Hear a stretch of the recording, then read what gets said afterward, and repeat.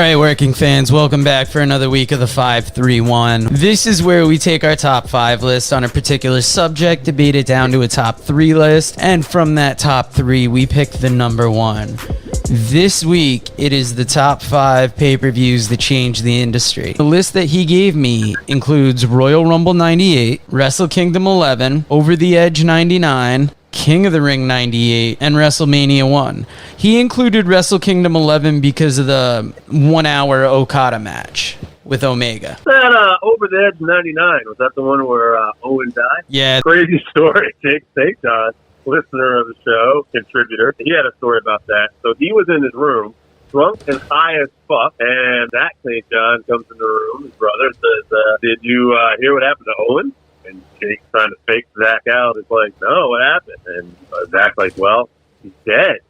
And Jake is like, is he hurt? Zach's like, yes, Jake, he's dead. Friend of the St. John's, Mike Flynn, gave us a list. And on that list is WrestleMania 1, the original. Kind of hard to argue that is probably the most instrumental pay-per-view in all pay-per-views, or even just wrestling, maybe even beyond. Bash at the Beach 96, come on, NWO, that is kind of really the main, I'd argue the biggest storyline in wrestling history. All in, huge pay-per-view, set tone for a lot of the wrestling we're seeing right now, and we might even still not know the historical effects of all this. TakeOver 1, maybe you won't see this a lot on the list, but I really enjoyed the fact to put TakeOver 1 on here. And Mania 17, which he said thought it helped introduce a lot of new talent, get them over. Rock and Austin were at a peak here, and this was also a very big buy rate for WWE at the time. It's wild to see how many of those people from that first takeover are with the company now, because it's not many. And at the time, that was like their next group of rising stars. Owen debuted on that, if I remember right. He's in the Powerbomb Sami Zayn after... that is a different takeover. Takeover Arrival was like Bo Dallas. Okay. And I want to say like Tyson Kidd was on that. Sami Zayn. They had Natalia versus Charlotte. Because Brett and Flair were in the corners. I remember that. Yeah, that was when NXT was just like really starting to come into its own on the early end of things, and it's only gotten bigger from there. So I'll bring you my list next just to switch things up again. Number 1 on my list, I had the When Worlds Collide pay-per-view that popped up a lot on the WCW one. And I think that was just big that a pay-per-view featuring that much Mexican talent got that big in the U.S. I included WrestleMania 3 because Hogan and Andre, WrestleMania 1's big because that's where the real gamble came from, and McMahon putting it all on the line, but Hogan Andre, you can't get much bigger than that. All In was my third pick because of obviously the Bucks being able to strike out on their own and show that they can fill an arena like that. I chose Wrestle Kingdom 9 for my number 4, and I chose that card because that's the first one that ended up on American pay-per-view. Jeff Jarrett basically became a member of the Bullet Club to distribute that through Global Force Wrestling somehow to American pay-per-views. So just the fact that that was at the head of the New Japan resurgence was why I put it on there. And then obviously you gotta have Bash at the Beach 96 because obviously I couldn't figure out a 5th one, so I had to steal from somebody's list. It's a good one to steal. Probably the biggest WCW pay-per-view of all time. Continuing with St. John's, that, much like Mike Flynn, has his first 2 picks are Mania 1 and Bash at the Beach 96. Then he has Mania 3, also like you had, a really big one. All In, much like you and Mike had. And then Zach threw in ECW Barely Legal 97, which I believe was ECW's first pick. I've got a list from William Merriweather from the Rockin' Randy's Rockin' Wrestling Group, and he had Starrcade. Gonna assume 83. He had WrestleMania 2, WrestleMania 3, Bash at the Beach 96, and Survivor Series 97. Now, what's interesting to me is that WrestleMania 2, because 1, it's obviously the big gamble. 3, it's Hogan Andre. Is 2 just the fact that they did it again? That had was that the Piper boxing match? Yeah, it was in 3 locations. It was kind of a failure by a lot of people's standards because it didn't have the same buzz as Mania 1, and they struggled with the feed of trying to pull this off in 3 different locations and stuff. Yeah, they almost tried to outbig themselves with that one.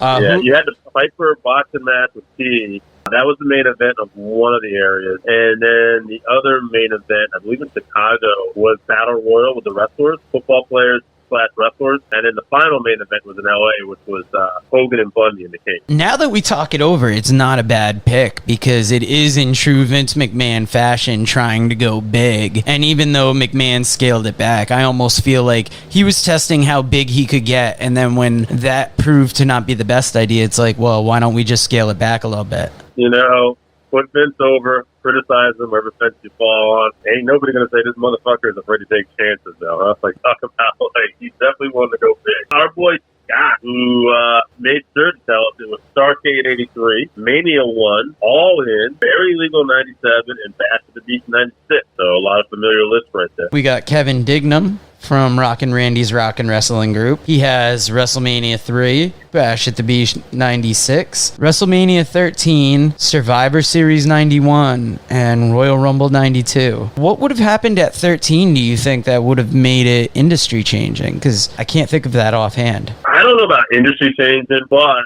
it did have probably considered one of the best matches in WrestleMania history. One Jim Cornette actually called the best NWA style match he's ever seen in WWE at WrestleMania 13, and that was Bret Hart, Steve Austin in the submission match, which was more like a street fight, but ended up with a submission match with Ken Shamrock as the ref. Also had the double turn. Okay, the double turn, that's a big one. Survivors. That was the main event. The main event was Undertaker beating Sid, which Sid shit his pants. You know, a lot of people have said over here, he shit his pants. I think most people recognize that submission match is the best part of that WrestleMania. Maybe, would you think the start of the Attitude Era or around the start? You could definitely argue that. It wasn't the turn. I mean, the turn was definitely going to be the following year, even slightly after Mania. You can almost argue the next day or week after where Austin McMahon feud really started cooking. Yeah, they were definitely starting to get edgier at that time for sure. Obviously, Royal Rumble 92, Flair, best Rumble ever. You're not going to find any arguments with me of that. I think that is the MVP performance, and I love that Rumble. For myself, you want me to read what I got here? Yeah, you're coming in a little hot on that mic. Sorry, baby girl. I do. Always coming in hot. All right, I got to start off with Mania 3 because, again, Hogan Andre is through the house. Biggest gate of all time, as far as I know.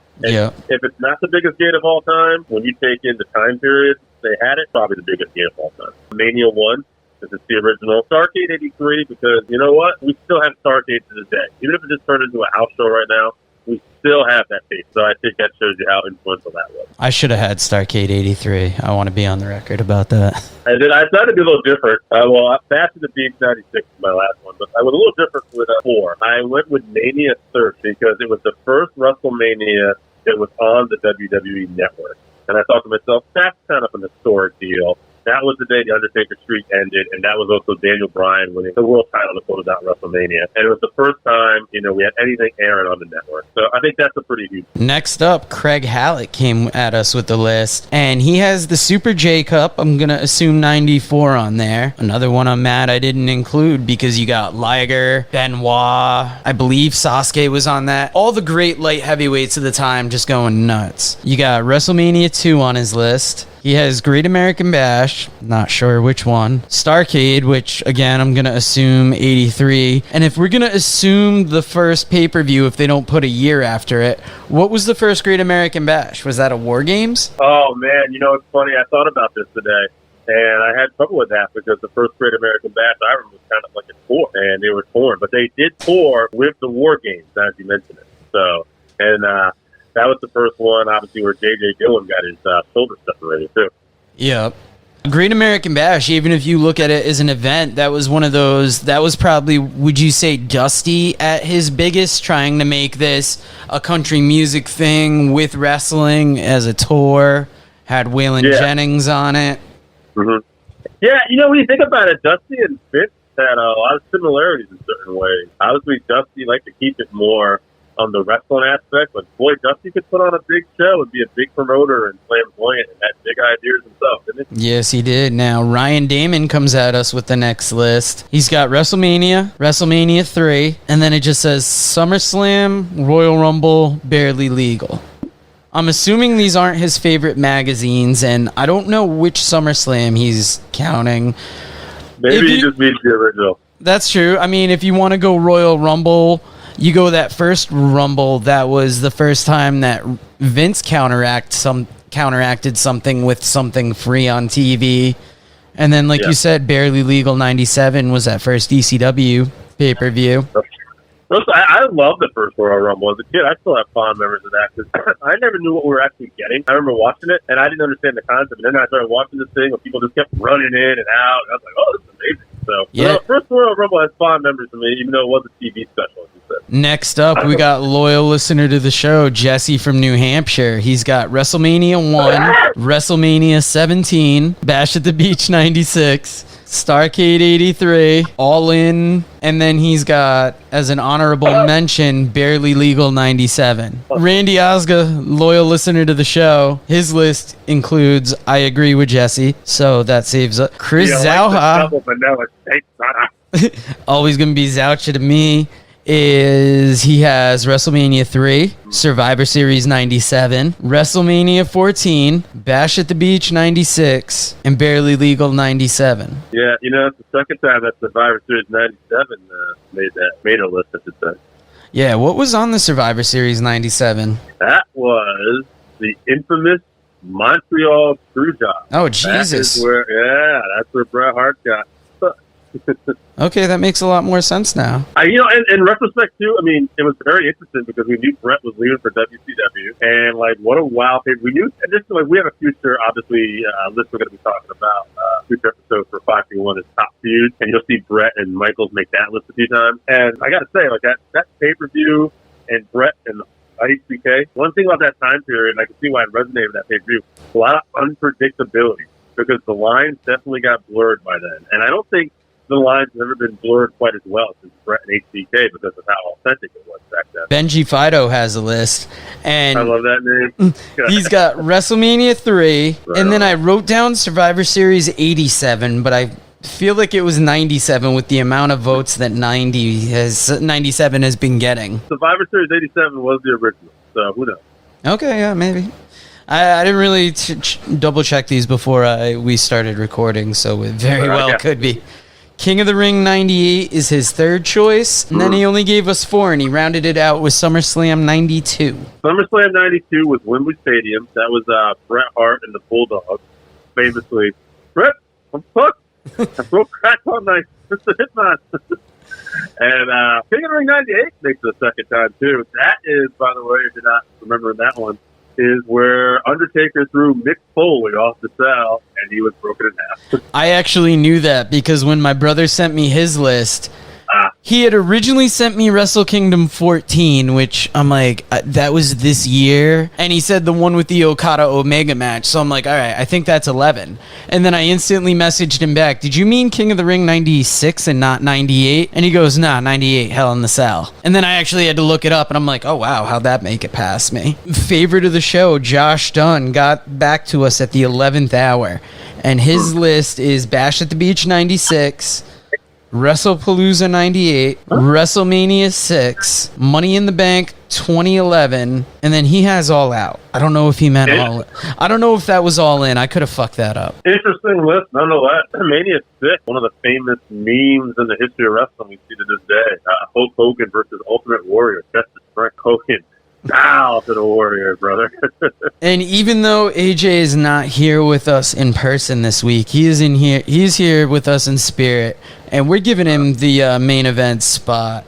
He's got WrestleMania 12, When Worlds Collide, Bash at the Beach 96, WrestleMania 3, and I feel like we stole his thunder for this one, but Over the Edge 99 rounds out his top 5. Well, what do you got here? Who's coming up the most on here? Obviously, Mania 3 and 1 and Bash at the Beach 96.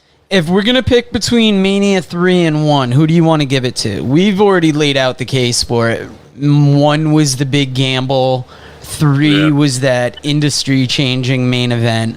I'm going to give it to 3 just because, yeah, it's worth it to have that gamble, but then 3 is that gamble starting to pay off and being one of the bigger events they put on there. Yeah, no doubt. Probably going to have a hard time convincing me 3 wasn't the biggest pay-per-view ever. But let's continue on. 3 makes the list. We got, you said Bash at the Beach 96 on a lot of lists. Sure. Let's put Bash at the Beach 96 up against Starrcade 83, because 83 popped up on a few lists. You know what? Starrcade 83 That's the start of NWA wrestling. And boy, I look at that fondly, and those are some of my favorite memories. We also know how you don't think that Flair Harley feud is shit, though. No. I want to correct that. I didn't like that match at Starrcade 83. Flair Harley could fucking go. Fucking dumbass Gene Kaninsky, who was probably drunk all over the ring, screwed up that match. AJ agrees with me. We know what we're talking about. Don't you sully the good goddamn name of Gene Kaninsky. That ain't shit. Listen, anyway, but that being said, there's no argument with the numbers. Bash at the Beach 96, WCW, that's the most influential time in NWA/WCW history. That is the start of the NWO angle. It gets no bigger. All right, so we got Starrcade 83, WrestleMania 3. Starrcade 83. I said Bash at the Beach 96. Oh, did you? Shit. That's what I'm saying. Smoke another one, you jabroni. Oh, that's why we shouldn't do this when I'm hungry, because we're all over the place. Motherfucker's thinking about a sausage sandwich. I'm here trying. Also, email us if we forgot your list this week, because I feel like we left somebody out. Ooh. It's going to be hard for this last one, because... I don't know. ECW Barely Legal 97 made quite a few words. That's what I was looking at. Let's put Barely Legal 97 on there, because their first pay-per-view, that's a big move. Eric Bischoff said that ECW was not even a pimple on a hamster's ass when it came. Oh, somebody listened to this week's 83 Weeks featuring TNA Hard Justice 2010. Yeah. All right, so now it's not too hard to figure out who's going to be the first one gone in true 5-3-1 fashion. Unfortunately, yes. The ECW, what is that? Now, it's an awesome brand. I'm not Eric Bischoff, but before we fucking say that, I'm voting Eric, but when you put it in the big scheme of things, it's definitely not as big as the other two pay-per-views. Yeah, it's not as big as Bash at the Beach 96 or, like we talked about, WrestleMania 3. I gotta go Mania 3. It's the golden era. It's the biggest match of all time. I'm sorry. I was gonna see if there was any debate to it, but there really isn't. I mean, both featured Hulk Hogan. Hogan can only be so big at the end of his career, I think. When you see him in WrestleMania 3, that's when he's at, like, the height of... or starting to be at the height of his Hulkamania. Yeah, pinnacle, absolutely. And Dave, you know what the music means. That means we have picked a top pay-per-view that has changed the industry